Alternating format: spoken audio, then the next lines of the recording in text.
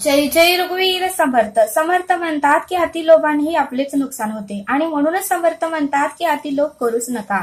जेवढं आपल्याला आवश्यक आहे, जेवढं गरज आहे तेवढंच तुम्ही कमवा. अतिलोभाने सुद्धा आपले जास्त नुकसान होते असं समर्थांनी आपल्याला इथे सांगितलं. आणि म्हणूनच समर्थ म्हणतात की संत तुकाराम महाराज यांच्याकडेही भरपूर इस्टेट होती, भरपूर प्रॉपर्टी होती, भरपूर मालमत्ता होती. पण ज्यावेळेस त्यांचे वडील, त्यांच्या वडिलांनंतर मात्र संत तुकारामांनाच ते सर्व पाहावे लागले. त्यावेळेस मात्र संत तुकारामांना विठ्ठलाच्या नामस्मरणामध्ये विघ्न येऊ लागले आणि त्यामुळे त्यांना विठ्ठलाचं नामस्मरण करायला वेळच मिळत नव्हता, विठ्ठलाची पूजा अर्चा करायला वेळच मिळत नव्हता आणि विठ्ठलाचं दर्शन घ्यायला सुद्धा त्यांना वेळच मिळत नव्हता. आणि त्यावेळेस मात्र संत तुकारामांनी ठरवलं की या मालमत्तेचा तरी काय उपयोग, की माझ्या परमेश्वरापासून मला हा वेगळा करत आहे, मला माझ्या नामस्मरणापासून वेगळा करत आहे, मला माझ्या पूजा अर्चा सत्कर्मापासून वेगळा करत आहे. तर या मालमत्तेचं मी काय करू, कारण ही मालमत्ता माझ्या बरोबर येणार नाही आणि असं जर मी करत राहिलो तर माझं आयुष्य संपून जाईल आणि माझ्याकडून नामस्मरण होणार नाही, असं संत तुकाराम महाराज आपल्या मनाला म्हणू लागले. आणि त्यावेळेस मात्र संत तुकारामांनी ठरवलं की आपण आता यातून मुक्त व्हायचं, आता आपण यातून पूर्णपणे मुक्त व्हायचं आणि फक्त नामस्मरणच करायचं. आणि त्यावेळेस संत तुकारामांनी मोठा असा निर्णय घेतला आणि इंद्रायणी काढी आपली सर्व प्रॉपर्टी, आपली सर्व मालमत्ता त्यांनी सोडून दिली.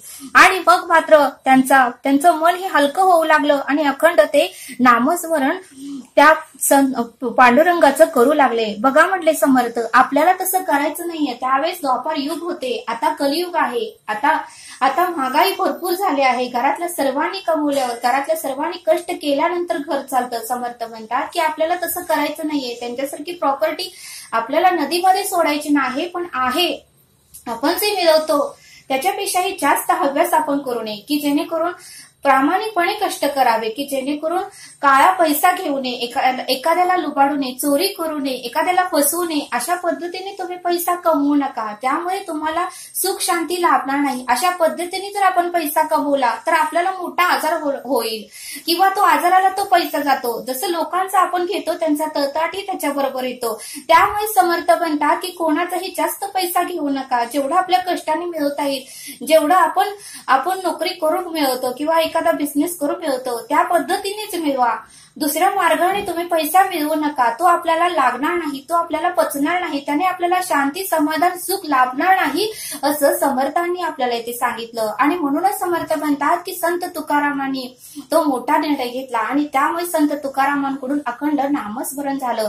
एका मंदिरामध्ये संत तुकाराम महाराज हे भजन कीर्तन म्हणत होते आणि तिने उत्तम गायन तिथे केलं. सर्व शिष्य ते गायन ऐकतच बसले आणि त्यावेळेस संत तुकाराम महाराजांनी सुंदर असं गायन चालू केलं. नाम तुझे घेता देवा होईल समाधान, नाम तुझे घेता देवा होईल समाधान, तुझ्या पदी लागो माझे तन मन ध्यान, नाम तुझे घेता देवा होईल समाधान.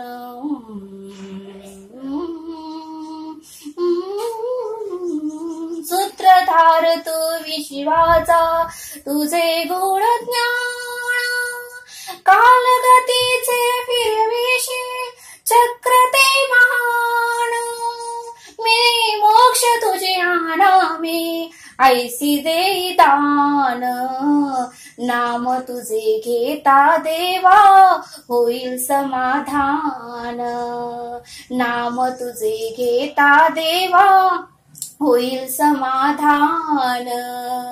काम क्रोध माया भुलवी मन धाव घेई, आशा निराशाचे फेरे जगी ठाई ठाई, आहे तूच अंतरज्ञानी तुला सर्व जाण, नाम तुझे घेता देवा होईल समाधान, नाम तुझे घेता देवा होईल समाधान.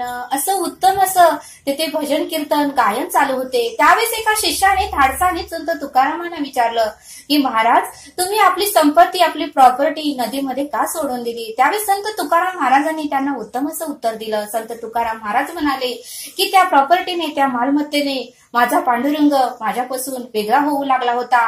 मी त्याच्यापासून वेगळा होऊ लागला होतो आणि मी त्याच्यामध्ये गुरफटून चाललो होतो आणि त्यामुळेच मी असा मोठा निर्णय घेतला.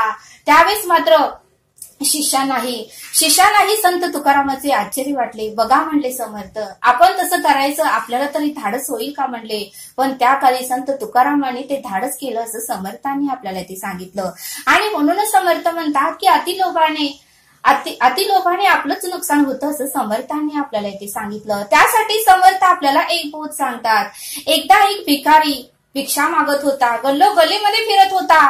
पण एक दिवशी मात्र महाशिवरात्री असल्यामुळे सगळीकडे उपवास होता आणि त्याला भिक्षा मिळाली नाही. त्यावेळेस मात्र त्याला खूप भूक लागली होती. एका झाडाखाली तो रडत बसला होता. त्यावेळेस मात्र तेथे भगवान विष्णू त्याला प्रसन्न झाले आणि भगवान विष्णू त्यांना म्हणाले की काय रे, आज तुला भिक्षा मिळाली नाही का? आज तुला भीक मिळाली नाही का? त्यावेळेस तो भिकारी म्हणाला, हे प्रभू, हे परमेश्वरा, तू मला जन्माला घातलेस. तुझं कर्तव्य आहे, तुझी जबाबदारी आहे की प्रत्येक पशु पक्षाला, प्रत्येक जीवजंतूंना, प्रत्येक मानवांना खाऊ घालायचं ही तुझी जबाबदारी आहे. पण तू मात्र आम्हाला जन्माला घातलं आणि अशा संकटात सोडवलं. त्यावेळेस भगवान विष्णू म्हणाले, ठीक आहे, आता उद्यापासून तू जेथे जेथे भिक्षा मागशील तेथे गेल्यानंतर जेवढं तुला भीक मिळेल तेवढंच त्याचं रूपांतर सोन्यामध्ये होईल आणि तू श्रीमंत होशील. पण एक गोष्ट लक्षात ठेव की अति लोभ ही तू करू नको. जास्त सोनं मिळते म्हणून ही भीक मागायला तू जाऊ नको. त्यावेळेस भगवान विष्णू म्हणाले की तू जर जास्त सोनं त्याचं निर्माण होतंय भिकेचं म्हणून तर तू 10-15 घरं मागायला गेला तर मात्र नुकसान तुझंच होणार आहे. मग त्यावेळेस तो भिकारी म्हणाला, नाही भगवान, माझ्या पोटापेक्षाही जास्त मी खाणार नाही आणि पोटापेक्षाही जास्त मी भीक मागणार नाही. मी तुमच्या शब्दाचा मान राखतो, मी आदर करतो आणि मी तुम्हाला वचन देतो, मी जास्त भीक मी मागणार नाही. त्यावेळेस भगवान विष्णू त्याला तथास्तु म्हणाले आणि तेथून निघून गेले. आणि भिकारी मात्र आनंदित झाला. दुसऱ्या दिवसापासून भिकारी भीक मागू लागला आणि आपल्या झोपडीमध्ये येऊ लागला.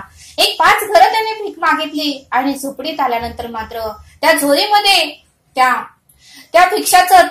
भिक्षा मागून आणली होती त्याचं सोन्यात रूपांतर झालं. त्याला खूप आनंद झाला आणि त्याचा आनंद गगनात मावेना. अशा तऱ्हेने भगवान विष्णूंनी त्याला सांगितलं होतं की अति लोभ तू करू नकोस, अति लोभाने तुझंच नुकसान होईल.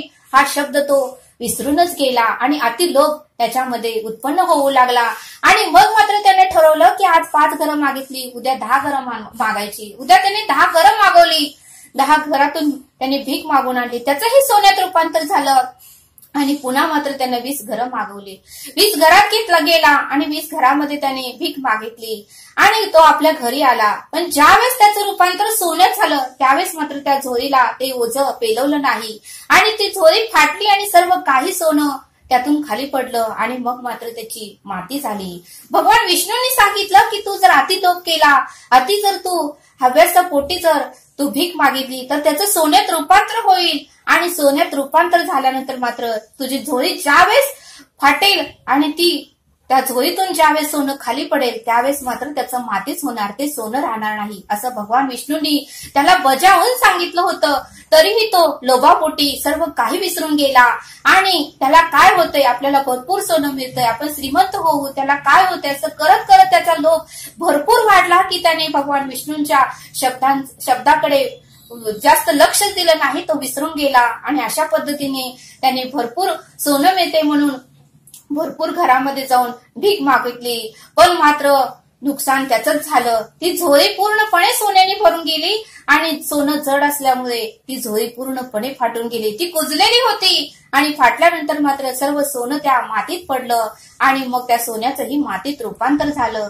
आणि मग मात्र तो रडू लागला आणि भगवान विष्णूंना परत दर्शन द्या म्हणून विनवणी करू लागला. पण भगवान विष्णू मात्र परत कधीही त्याला दर्शन द्यायला आलेच नाही. मग समर्थ म्हणतात की आपल्या आयुष्यामध्ये आपल्याला एकदाच संधी मिळते, आपल्याला परब्रह्म ईश्वराने त्या भगवंताने आपल्याला सांगितलेलं असतं की अति लोभ ही करू नको, अति क्रोध ही करू नको, त्यामुळे आपलंच नुकसान होतं. तरीही आपण त्याकडे दुर्लक्ष करतो आणि म्हणूनच समर्थ म्हणतात की प्रत्येक गोष्ट प्रमाणात केली तरच उत्तम होते, त्यामुळेच आपल्याला सुख शांती लाभते. आणि म्हणून समर्थ म्हणतात की बघा म्हणले, पाऊस जर जास्त पडला तर पूर येतं, घरं वाहून जातात, झाडं पडतात, शेतीचं नुकसान होतं. पाऊस ही प्रमाणात असेल तरच आपल्याला फायदा होतो.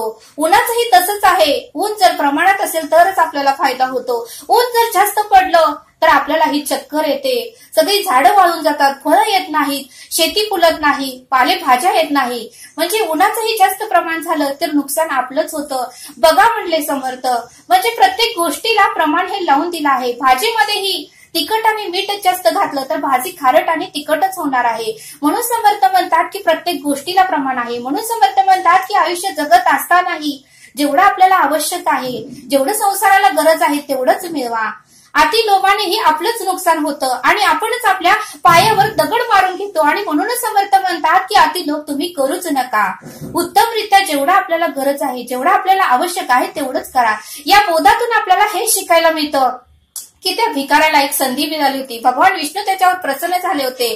त्या संधीचं त्याने सोनं करायच्या ऐवजी त्या संधीचं त्याने सोनं केलंच नाही आणि त्यामुळे त्याचं नुकसान झालं, असं समर्थांनी आपल्याला इथे समजावून सांगितलं. तरी आता आपण येथेच थांबूया. धन्यवाद. जय सद्गुरू.